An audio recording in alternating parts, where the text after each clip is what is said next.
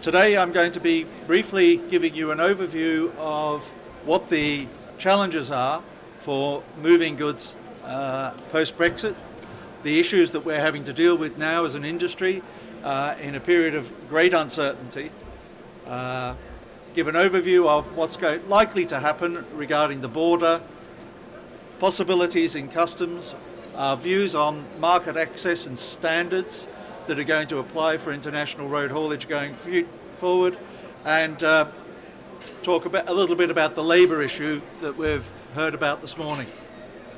What I will also do is I will conclude with a few questions for the audience to see how you feel about a number of things. 30th of March 2019. Article 50 has defined that day as, at the moment, Brexit Day. Right now, we don't know what we're going to be getting. We don't know what sort of transition arrangements, if any, are going to be in place. There's a lot of posturing politically around the whole issue, and there is an awful lot more heat than there is light. You should probably be aware that we will probably end up in a period of great uncertainty for a period of time where individual sectors will try and promote the government and the European negotiators to look at their sectors and reach agreements. But the EU has actually said no sectorial agreements at all. They want a comprehensive deal covering all sectors. They do not want to have a negotiation which is going to be aviation here, road haulage there, medicines here. So what we might find is individual sectors like our own will seek to promote their own interests, but it will form part of a comprehensive overarching agreement. The other thing to bear in mind at the moment is that from the road haulage sector, we are one of hundreds of sectors that are going to be promoting solutions and looking at the issues.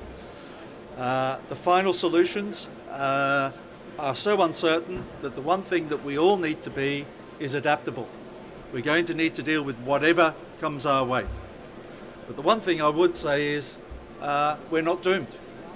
I was at a meeting last week in Brussels with colleagues from other trade bodies around the EU, and there is an immense degree of commonality in our views on what form, what processes, what agreements we need to put in place going forward for the new arrangements the UK is going to have with the EU.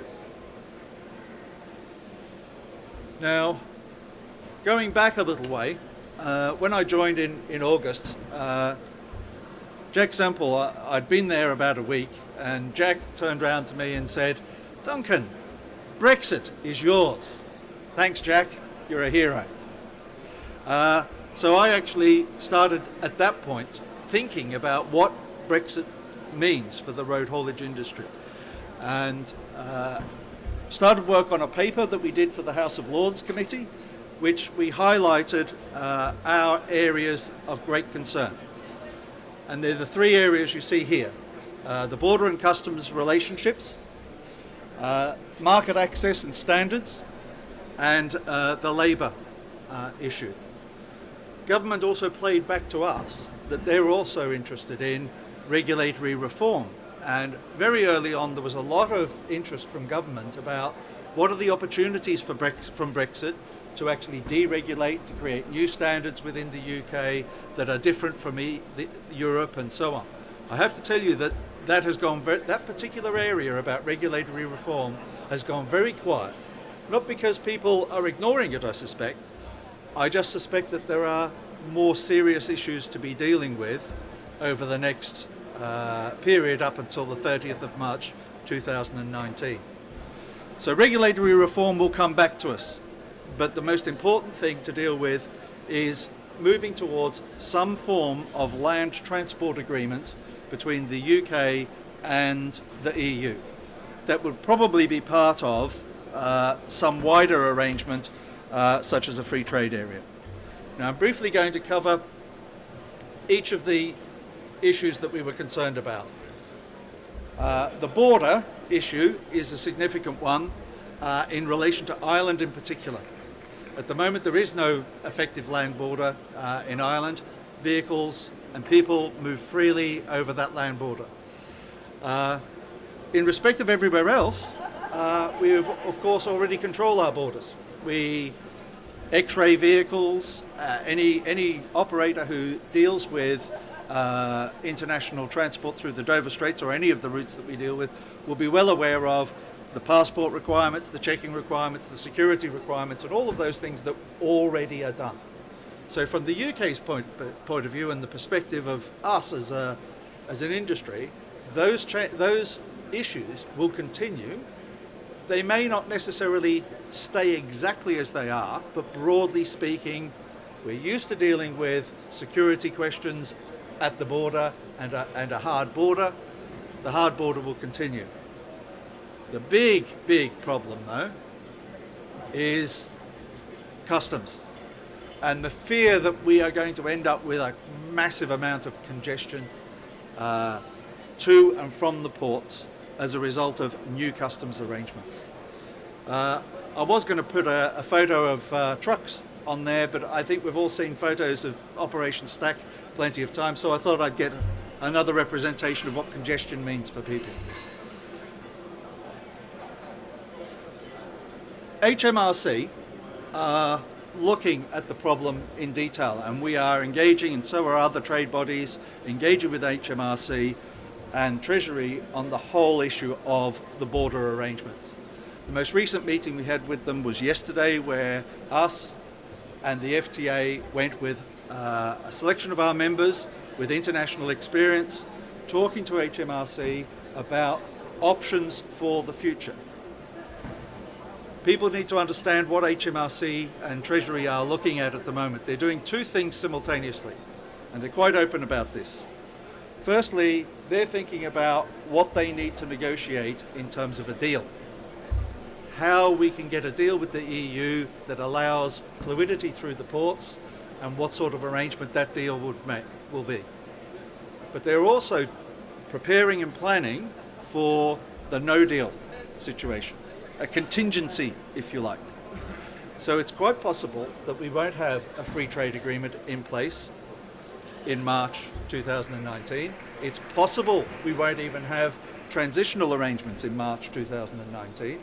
So Treasury and Customs are having to deal with the what-if scenario of how do we operate a hard land border on day one and not paralyse our trade. And I'd just like to say that the objective of Customs is to make sure they don't paralyse trade. Another issue in terms of the customs issue is, of course, the UK controls its part of this border, but our friends on the continent may have a different approach to ourselves. All of these things are being discussed at the moment and are a matter of great concern. Now, I'd like to talk about this area a little bit more. Market access regulations. In here, I'm actually embracing everything to do with the standards that the road haulage industry internationally works within in the European context at the moment. All of these areas that are on the list: operator licensing, market access for vehicles, that's the community license system, transport manager CPC, vehicle roadworthiness, driver's hours regulations. All of these are based around EU regulations and directives. Last week, the RHA published a paper addressing specifically these issues. If you go onto our website and look in the policy and consultation area of our website, you will find our paper. It's only about 5 pages long, and it outlines our view of what we think the arrangement could or should be in relation to all of these rules for international road haulage. In essence, our suggestion is that the UK road haulage industry applies the EU rules in full for international freight. If you're engaging on an international operator's license with the EU, that you would follow the driver's hours rules, the European norms, in effect. We also suggest that free access is maintained for international freight for UK operators running to, through and from the EU. And conversely, that European operators follow the same arrangements mutually, that EU operators will be able to operate to, through and from the UK without restrictions, just on the basis of them having a community license as they are obliged now. That is our suggestion. We've put that forward both to government and in the IRU forum in Brussels with other fellow trade bodies. And I have to tell you that the thinking around Europe is very much along the same lines. In our paper last week, we also raised the issue of cabotage. In our paper last week, we actually suggested that it is unlikely that the UK will be able to have a deal that will allow cabotage for UK operators in the EU. And on the basis of mutuality, therefore, we would inevitably end routine cabotage by EU operators in the UK. We would have the right to allow it if we wanted to, if the government wanted to do that, but it is inconceivable that EU countries will agree as part of the negotiation to allow cabotage for UK operators there. And I have to tell you that when we discussed it at the IRU last week, even countries who, even representatives from countries where you would expect them to be promoting cabotage as a solution, accepted that there was absolutely no chance of EU countries agreeing to allow UK operators to do cabotage in Europe, and that is because they would see it as opening the door to allowing cabotage for other third countries, such as the Ukraine or Turkey or whatever. And as a matter of principle, the EU is very, very unlikely to do that. For people who use cabotage operations here in the UK, you need to keep in mind that maybe from March 2019, you will not be able to use non-resident hauliers to do domestic haulage in the UK. So please bear that in mind. The other big issue we of course talked about earlier on was labour. I won't go through the details on the slide. In simple terms, our view is that we would like to see the people who are here working to stay here working. We would also like to see arrangements made that allow the importation of labour on the basis of need rather than on qualifications. So if we need HGV drivers, let's allow HGV drivers to work here, have a visa arrangement, have whatever it is. The exact arrangements we shouldn't really be too fussed about, but whatever arrangements are put in place should be based around what the economy needs and nothing more. So the RHA actions to date. Well, we've done a number of papers. They're available in our policy area on our website. We've been talking to Treasury, HMRC, DFT, Uncle Tom Cobley and all. Importantly, we've been talking to partner trade bodies across Europe, and we've been seeking press coverage to support our views in support of what the industry wants. Part of what we've been doing is also been educational. Some of our early discussions with Treasury and HMRC were quite concerning in terms of their understanding of what was required for the maintenance of Ro-Ro type operations and even unaccompanied trailers. Customs are very experienced at dealing with containers and dealing with air freight. Neither of those have drivers attached to them or other forms of border control, so they were not really up to speed with what the industry actually needs. Us and others have been working very hard to educate HMRC on the requirements, in particular the Chamber of Shipping, the ports, Eurotunnel, ourselves. We've been banging on about all of the issues that need to be resolved. DFT have participated in meetings with us in Ireland and elsewhere, and we've actually had members do a big seminar with HMRC to really give an in-depth knowledge of what the sector needs in terms of freedom of movement, which is basically the ability to drive off a ferry, drive off the train, and enter the UK without interruption. Our next steps. Well, we're going to continue to engage. We're also probably going to be a little bit more forward in proposing solutions and suggestions. Our paper last week was the first attempt at this. We're going to make sure that we don't just talk about what the problems are, that we start talking about how to solve some of the problems. We'll keep talking to ministers, we'll talk to officials wherever we can. Talking to members is actually going to be important. We need to keep members informed, what we understand, what they need from any future arrangements is going to be key. But we've got 18 months to keep calm and to focus on what we need to do. And I would emphasize the last point on that slide. If you have partner organizations within the EU, subsidiaries that are yours, or you are a subsidiary of an EU company, make sure that you encourage them to talk to their trade bodies, their ministries, their people in their countries, because we are going to need all the support we can get to create a pragmatic and positive outcome from Brexit. So, I've been talking a lot, bit of a monologue. Time for me to relax a little bit. In the style of the rest of today's presentations, I'm going to ask you some questions. So, can I ask for everyone here what the biggest issue is for you in terms of Brexit as you see it?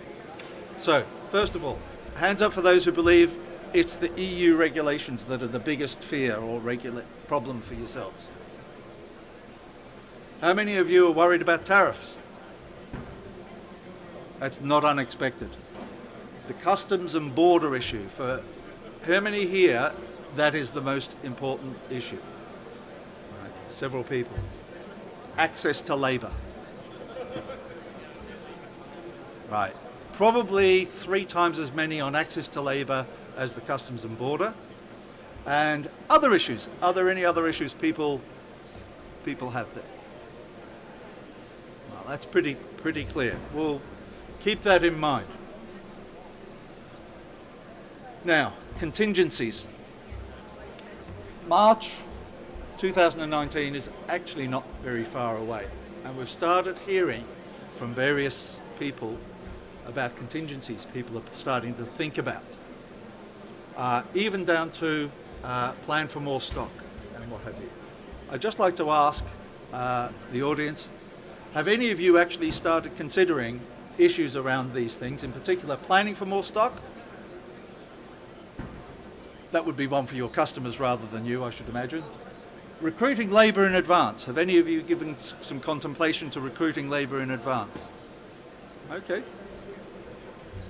Any of you ignoring this until 2019? I'd be tempted if I was there. What happens, happens.